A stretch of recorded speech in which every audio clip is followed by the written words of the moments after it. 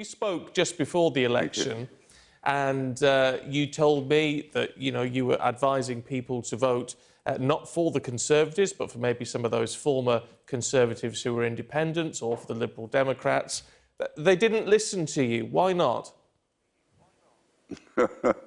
Well, you have to be modest about the role you play in life. They didn't listen because they wanted to get out of the austerity, and they saw Brexit as a route to do that. And I don't think it's much more complicated than that. So, we've lost. We have to face up to that. We're going to leave Europe. Well, with that admission, and to be fair to you, I mean, it's good of you to say that, because a lot of people are still saying, well, we're going to change the fight, we're going to keep that fight going. But you're saying, are you, that actually it's time now to draw a line? Well, the reality is that Boris Johnson has got a thumping parliamentary majority, and there's no way that they will not get their legislation through in very short order. So we will leave the European Union. We have then got a period of uncertainty, but frankly, it's pie in the sky to start talking about fighting on in the present circumstances. And I have no doubt at all that my fellow peers in the House of Lords will take the same view. We are not there to defy the will of the people. So what is your feeling then? What did you think when that result started to come through in that very dramatic exit poll, of course? I mean, obviously a sense of disappointment, I guess, that what you were hoping for Europe wasn't going to be happening. But are you confident that a strong Conservative government can bring forward those one nation Conservative ideas which you advocated during your time in office? Well, it's much better than that, isn't it? Because the policies that I advocated were supported first by Margaret Thatcher, then John Major, and then David Cameron. And what were they? They were to move heavy resources into the restoration of formerly prosperous areas that had seriously declined. And the next thing was to put someone in charge, either through development corporations, but much more desirably through the creation of local mayors. And we've now got local mayors in most of the big conurbations.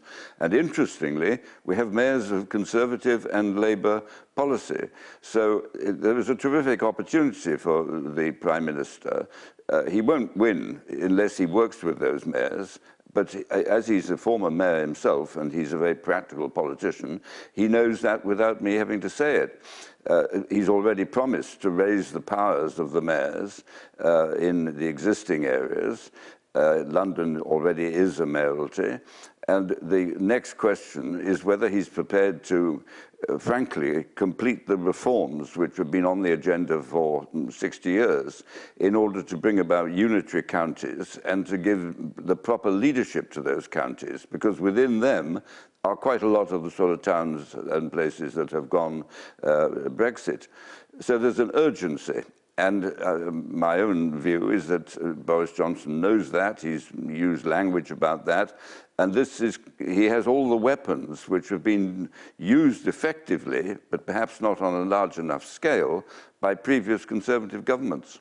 So, I mean, what would the fallout from that be, the result of that be? Are you saying that that would in itself lead to greater investment in deprived areas, particularly in the north, and almost see, maybe in places like Blythe Valley and other areas in Northumberland and elsewhere, see the sort of regeneration which you created in Canary Wharf? Well, try Liverpool as a better example. Okay. Canary Wharf was within a stone's throw of the City of London. It wasn't the biggest challenge to try and spread that wealth. Changing places like the Hume Estate in Manchester and the banks of the Mersey and many other similar places on Teesside, for example, and the banks of the Tyne in Newcastle, the incredible changes in Manchester, Salford, all of these things followed the policies which the Conservative government of which I was a member believed.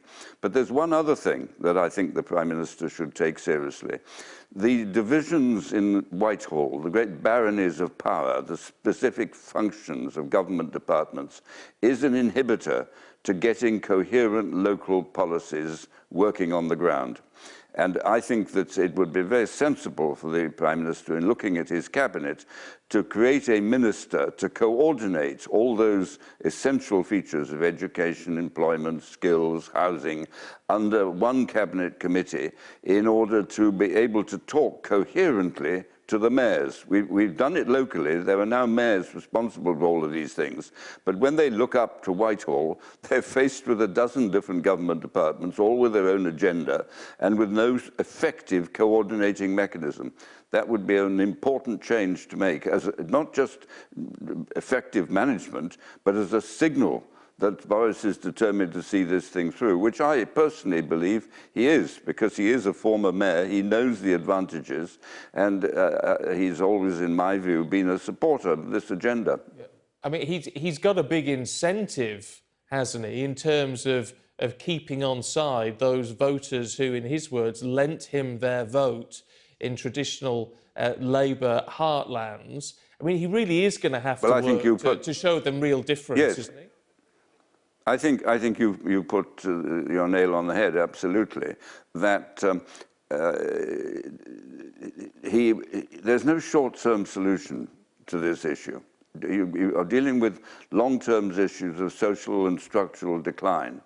So he has to get on with it. Otherwise, the election that follows, there will be retribution. So he's forced the bridgehead, but he's now got to hold the bridgehead. And if I give you another example of knife crime, we've heard a huge amount about knife crime and 20,000 extra police. If you look at the figures and you break them down, a year from now, there won't be a single extra policeman on the streets. It takes time to recruit and train.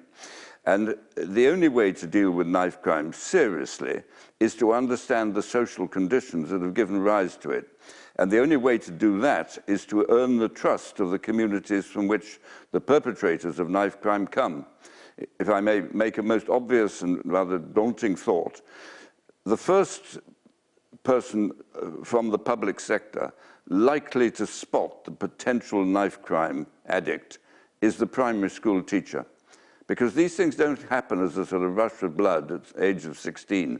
It's the dropouts from school, it's the broken families, it's the gang leaders, all of that create that culture which leads to such devastating effect. And if I could advise Boris, the first thing he should do would be to call in the mayors and say, look, you all come from different parties. Now, I want each of you to come forward within 6 months with a report about how we solve this community tension which is creating these conditions at the extreme. Look, we are out of time, I'm sorry to say, but I do just want to ask you one last point. I mean, using your vast political experience, how does the Labour Party reposition itself now? Well, they should get rid of Corbyn, full stop, end of story. But can they move back to the centre ground? Is that a necessary move? Oh, yes, of course they can. And they probably will. I mean, there are huge numbers of Labour Party supporters that I know, friends of mine, who just can't believe the extraordinary deviation to no man's land that the party took. Michael Heseltine, it is always a pleasure to talk to you, sir. Thank you very much indeed. Thank you. Thank you.